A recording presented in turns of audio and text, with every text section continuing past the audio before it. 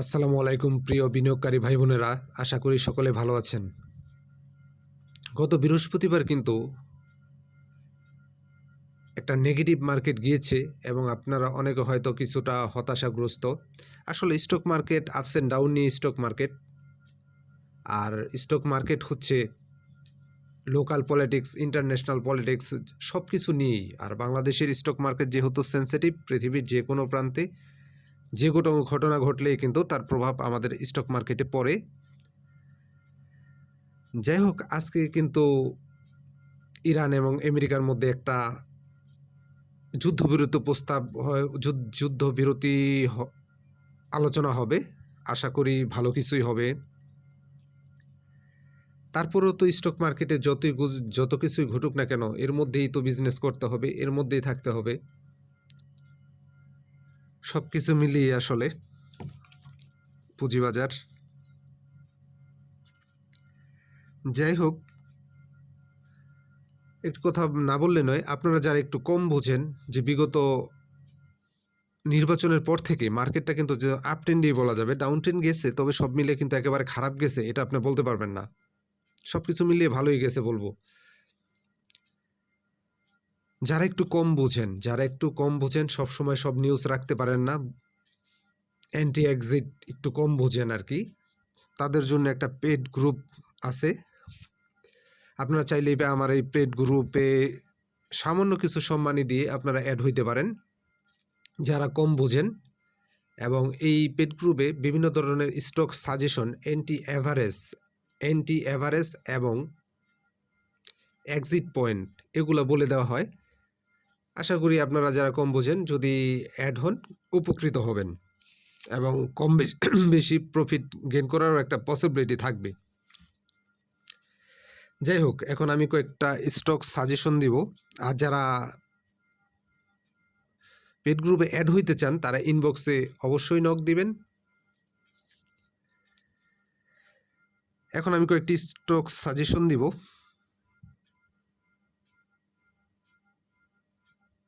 আপনারা চাইলে স্টকগুলা পজিটিভভাবে দেখতে পারেন। প্রথম যে স্টকটি নিয়ে কথা বলবো সেটা হচ্ছে অ্যানভয়েটেক্স। বর্তমান মার্কেট প্রাইস হচ্ছে 48 টাকা 90 পয়সা এবং বৃহস্পতিবারে 80 পয়সা নেগেটিভ হয়েছে। হাতবদল হয়েছে 1,10,000 স্টক। বাংলাদেশের শেয়ার মার্কেটে তালিকাভুক্ত যে কটা ভালো টেক্সটাইলের স্টক আছে তার মধ্যে কিন্তু অ্যানভয়েটেক্স একটা অন্যতম স্টক হচ্ছে অ্যানভয়েটেক্স। বর্তমান আরএসআই হচ্ছে 45.75। এ ক্যাটাগরির একটি স্টক এবং ডিভিডেন্ড দিয়েছে কিন্তু 30%। আর স্টকটি কিন্তু ডিরেক্টর হোল্ডিং হচ্ছে 65.41%। আর ইনস্টিটিউট হচ্ছে প্রায় 23%। ফরেন আছে 0.25%। আর পাবলিক হোল্ডিং কিন্তু এখানে সম্পূর্ণ, আসলে ভালো স্টকগুলোতে পাবলিক হোল্ডিং একটু কম থাকে। যাই হোক, এটি দেখা যাচ্ছে 11.58%। সব কিছু মিলিয়ে আমি বলবো অ্যানভয়েটেক্সটা ভালো একটা পজিশনে আছে। আর স্টক কিন্তু কেনার পরে ডাউন ট্রেন্ডে আসতে পারে।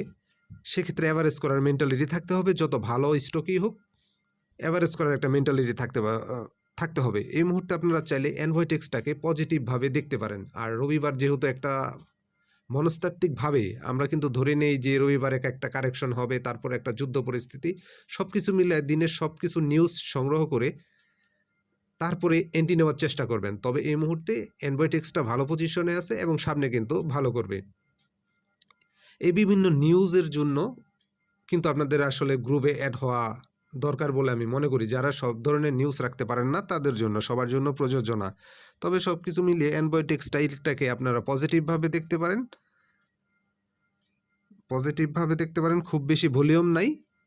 আর যেহেতু এ ক্যাটাগরির একটি প্রথম সারির স্টক, চাইলে আপনারা পজিটিভভাবে বিবেচনা করতে পারেন। আর এভারেজ করার মেন্টালিটি থাকতে হবে যত ভালো স্টকই হোক। আর এভারেজ কখন করতে হবে সেটাও জানতে হবে। এভারেজ কখন করতে হবে সেটাও জানতে হবে, এন্ট্রি এক্সিট এভারেজ সব কিছু জানতে হবে। আসলে না বুঝে বিজনেস করার কোনো সুযোগ নাই। এনভয় টেক্সটাইলটা এই মুহূর্তে চাইলে আপনারা পজিটিভভাবে দেখতে পারেন। যাই হোক, এরপরে যে স্টকটা নিয়ে কথা বলবো সেটা হচ্ছে স্কোয়ার ফার্মা। স্কোয়ার ফার্মা ফার্মাসিউটিক্যালসের মধ্যে বাংলাদেশের কিন্তু অন্যতম একটা কোম্পানি। আপনারা সবাই কম বেশি না, সবাই অ্যাভারেজে সবাই পরিচিত আছেন। আর ডাক্তাররা কিন্তু ঔষধ সাজেস্ট করলে প্রথমেই কিন্তু এই স্কোয়ার, একমি ল্যাব এগুলার কথাই আসে, ভ্যাকসিমকো। যাই হোক,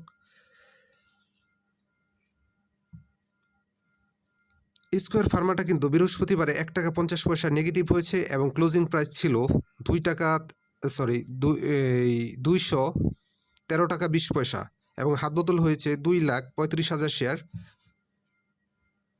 আর স্কোয়ার ফার্মার কিন্তু ডিরেক্টর হোল্ডিং হচ্ছে 44.15%, ইনস্টিটিউট হচ্ছে 13.5%, আর ফরেন কিন্তু 15.5% প্রায়। পাবলিক হোল্ডিং আসলে কম, 26.19%। ক্যাশ দিয়েছে ডিভিডেন্ড দিয়েছে 120%।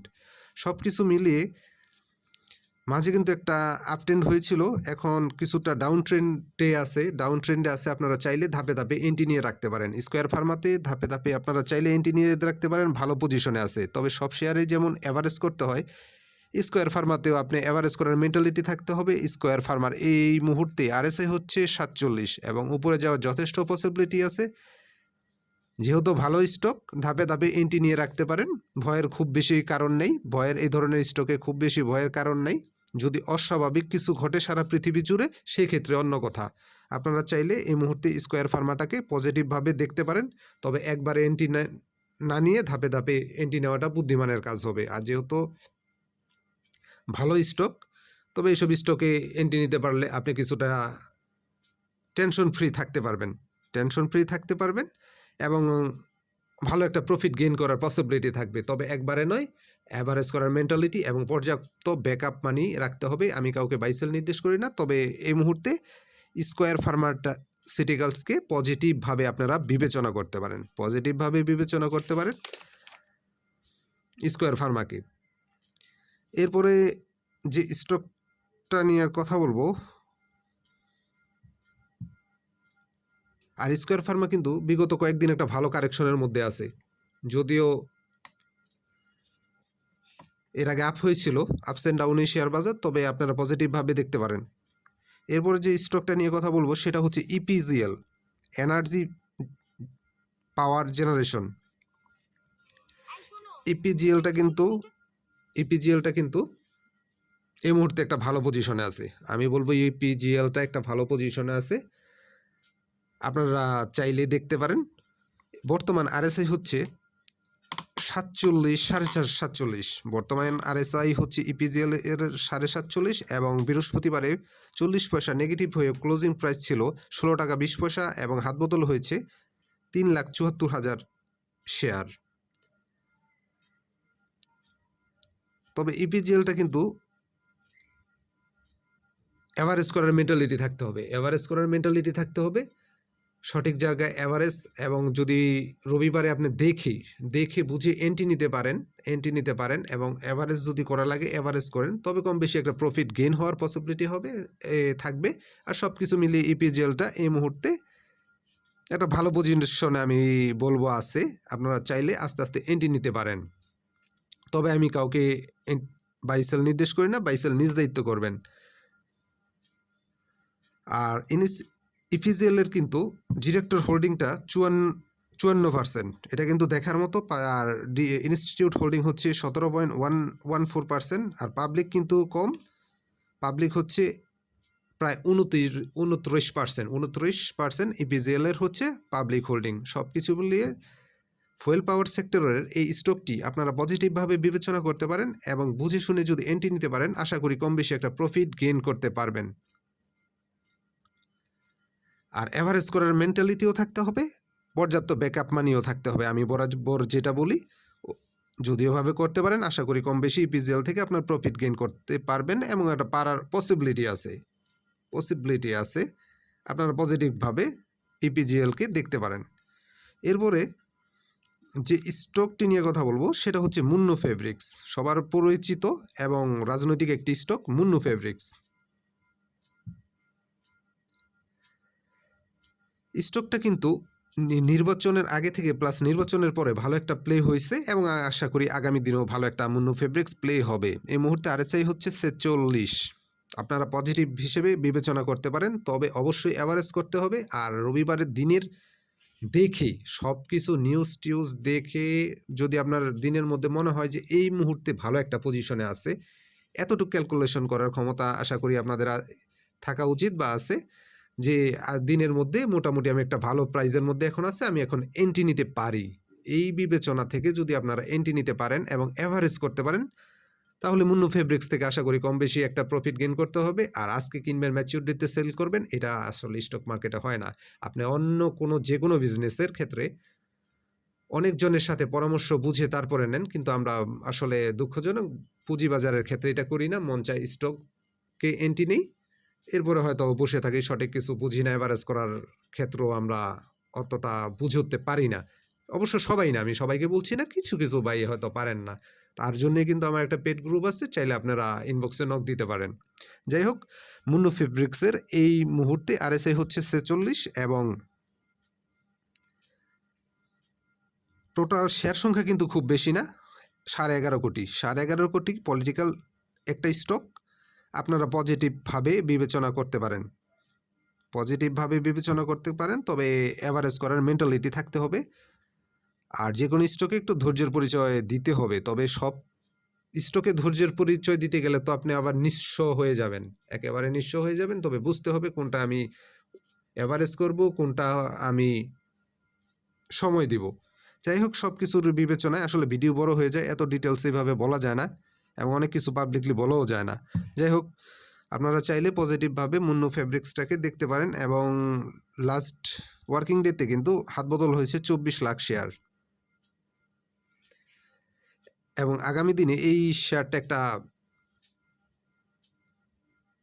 বিগ প্লে হওয়ার একটা পসিবিলিটি আছে বলে মনে করি। যাই হোক, সেটা সময় সাপেক্ষ। এই মুহূর্তে আপনারা পজিটিভভাবে দেখতে পারেন, তবে অ্যাভারেজ করার মেন্টালিটি এবং পর্যাপ্ত ব্যাকআপ মানি রাখতে হবে। মুন্নু ফেব্রিক্সটা যদি সঠিক জায়গায় এন্ট্রি নিতে পারেন এবং অ্যাভারেজ করতে পারেন, তবে আশা করি কম বেশি একটা প্রফিট গেইন হওয়ার পসিবিলিটি থাকবে। এরপরে যে স্টকটা নিয়ে কথা বলবো সেটা হচ্ছে ইউনিক হোটেল রিসোর্ট লিমিটেড, এই ক্যাটাগরির একটি স্টক। একসময় ভালো একটা প্রাইস ছিল, এখন ডাউন ট্রেন্ডে আছে, আশা করি সামনের দিনে ভালো করবে। ইউনিক হোটেলটা কিন্তু ডিরেক্টর হোল্ডিং হচ্ছে 52.5%, এটা দেখার মতো। ইনস্টিটিউট হচ্ছে প্রায় 29%, ফরেন হচ্ছে 0.22%, আর পাবলিক হোল্ডিং 17.5%। শেয়ার সংখ্যা হচ্ছে 29 কোটি, আর এবছর কিন্তু ডিভিডেন্ড দিয়েছে 16% ক্যাশ। যাই হোক, শেয়ারটার কিন্তু ইউনিক হোটেলের কিন্তু ভলিউমটা কমে গেছে, খুব বেশি ভলিউম নাই। আর উপরে বেশিরভাগ মানুষ হচ্ছে উপরে স্টকটার উপরে ব্লক হয়ে আছে। এই মুহূর্তে আমি বলবো ইউনিক হোটেলটা আপনারা পজিটিভভাবে দেখা যায়, তবে ধাপে ধাপে বাই করতে হবে। রবিবারটা খেয়াল রেখে, যেহেতু রবিবারটা আপনাদের মনস্তাত্ত্বিকভাবে আমরা ধরে নেই যে এটা কারেকশন হবে, আর সব কিছুর বিবেচনায় নিয়ে আসলে সব নিউজ সংগ্রহ করে একটা স্টকে এন্ট্রি নিতে হয়, অ্যাভারেজ করতে হয় এবং সঠিক জায়গায় এক্সিটও নিতে হয়। অনেকে দেখা গেছে যে আপনার সেল দেওয়ার ক্ষেত্রে ভুল করে লাভটাকে লসে পরিণত করি। যাই হোক, যেহেতু ভলিউমটা কমে গেছে এবং লাস্ট ওয়ার্কিং ডেতে কিন্তু 1 টাকা 10 পয়সা মাইনাস করেছে, বর্তমান মার্কেট প্রাইস হচ্ছে 37 টাকা 50 পয়সা। 37 টাকা 50 পয়সা ইউনিক হোটেল এই ক্যাটাগরির একটি স্টক। আমি বলবো এই ক্যাটাগরির একটি ভালো স্টক। আপনারা চাইলে পজিটিভভাবে ইউনিক হোটেলকে দেখতে পারেন। আর ইউনিক হোটেলের কিন্তু রিজার্ভটা দেখার মতো রিজার্ভ ইউনিক হোটেলের প্রায় 1800 কোটি টাকা, 1850 কোটি টাকা হচ্ছে ইউনিক হোটেলের রিজার্ভ। আপনারা এটাকে চাইলে দেখতে পারেন এবং চাইলে হোল্ড করতে পারেন। সামনের দিনগুলোতে ইউনিক হোটেলটা আশা করি ভালো করবে এবং ভালো করার যথেষ্ট পসিবিলিটি আছে। ইউনিক হোটেলটা সামনের দিনগুলোতে ভালো করার পসিবিলিটি আছে। একটা ভালো স্টক এই মুহূর্তে এন্ট্রি নেওয়া যায়। এই মুহূর্তে এন্ট্রি নেওয়া যায়। আপনারা পজিটিভভাবে ইউনিক হোটেলকে বিবেচনা করতে পারেন বলে আমার মনে হয়। তবে রবিবারটার দিকে খেয়াল রেখে যদি ধাপে ধাপে এন্ট্রি নিতে পারেন, বুঝে অ্যাভারেজ করতে পারেন, তবে ইউনিক হোটেল থেকে আপনার কম বেশি একটা প্রফিট গেইন করার ভালো একটা পসিবিলিটি থাকবে। আর ম্যাচিউরিটিতে প্রফিট গেইন করার মেন্টালিটি থেকে আপনাদের বেরিয়ে হয়ে আসতে হবে। এই ধরনের চিন্তাভাবনা আসলে একেবারে অযৌক্তিক বলে আমার মনে হয়। আপনার অন্য কোনো বিজনেসের ক্ষেত্রেও আপনি সময় দেন, তবে আপনি পুঁজিবাজারের ক্ষেত্রে ব্যতিক্রম কেন? আর পৃথিবীতে শর্টকাট টাকা উপার্জনের কোনো পদ্ধতি নাই। আর যদি শর্টকাটের রাস্তা খোঁজেন তবে লুজার হওয়ার পসিবিলিটি বেশি থাকবে। তবে এই মুহূর্তে ইউনিক হোটেলটা আপনারা পজিটিভভাবে দেখতে পারেন। বর্তমান RSI 46, সব কিছু মিলিয়ে একটা ভালো স্টক। ধাপে ধাপে এন্ট্রি এবং অ্যাভারেজ করতে পারলে ইউনিক হোটেল থেকে কম বেশি আপনাদের প্রফিট গেইন করার একটা পসিবিলিটি থাকবে বলে আমার মনে হয়। এরপর যে স্টকটা নিয়ে কথা বলবো সেটা হচ্ছে তশরিফা ইন্ডাস্ট্রিজ। তশরিফাকে এই মুহূর্তে পজিটিভভাবে দেখা যায়। বর্তমান RSI হচ্ছে তশরিফার 47.56। এই মুহূর্তে পজিটিভভাবে আপনারা দেখতে পারেন। তবে অ্যাভারেজ করার মেন্টালিটি থাকতে হবে। এই স্টকগুলো সবগুলোতে অ্যাভারেজ করা যাবে এবং অ্যাভারেজ কিন্তু সব স্টকে করা যায় না। তশরিফাতে আপনারা চাইলে অ্যাভারেজ করতে পারবেন। আর এই মুহূর্তে ভালোভাবে পজিটিভভাবে আপনারা চিন্তা ভাবনা করতে পারেন। কিছু স্টকে কিন্তু স্টপ লসও নেওয়া লাগে, কিছুতে অ্যাভারেজ করা লাগে, সব কিছুই। কারণ আমাদের পুঁজিবাজারে কিন্তু বিভিন্ন ক্যাটাগরির স্টক আছে।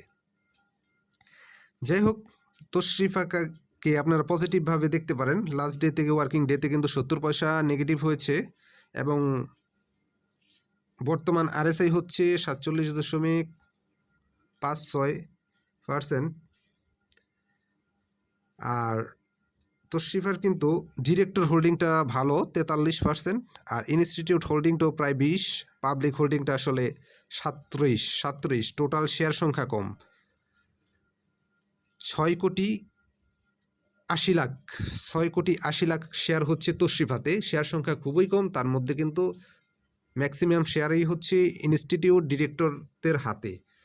এবং সব কিছু মিলিয়ে আপনারা তশরিফাকে পজিটিভভাবে দেখতে পারেন এবং এই স্টকটা সামনে যাওয়ার একটা পসিবিলিটি আছে। যদি আপনি বাই করার পর ডাউন ট্রেন্ডে চলে আসে, অ্যাভারেজ করার মেন্টালিটি থাকতে হবে। আর দিনের যেই সময়টা আপনার মনে হবে এটাই বেস্ট টাইম বাই করার জন্য, সেই ক্ষেত্রে আপনি সেই বিবেচনা থেকে স্টকে এন্ট্রি নেবেন। আর যেহেতু শেয়ার সংখ্যা কম আছে, আপনি চাইলে পজিটিভভাবে বিবেচনা করতে পারেন। আমি কাউকে বাই সেল নির্দেশ করি না। তশরিফাকে এই মুহূর্তে পজিটিভভাবে দেখা যায়। অ্যাভারেজ করার জন্য পর্যাপ্ত ব্যাকআপ মানি রাখতে হবে এবং অ্যাভারেজ করার মেন্টালিটিও থাকতে হবে। আজকে কিনবো, ম্যাচিউরিটিতে সেল করব, এই ধারণা থেকে বেরিয়ে আসেন। এই মুহূর্তে আপনারা পজিটিভভাবে তশরিফাকে দেখতে পারেন এবং ছোট একটা স্টক 6,80,00,000 পজিটিভভাবে দেখে যদি সঠিক জায়গায় এন্ট্রি নিতে পারেন, আশা করি তশরিফা থেকে আপনারা কম বেশি প্রফিট গেইন করতে পারবেন। যাই হোক, নিজের বুদ্ধি বিবেচনা খাটিয়ে বাইসেল করবেন। কারো কথায় অনুপ্রাণিত হয়ে শেয়ার বাইসেল করবেন না। পুঁজি আপনার, লাভ আপনার, লসও আপনার। ধন্যবাদ, ভালো থাকেন।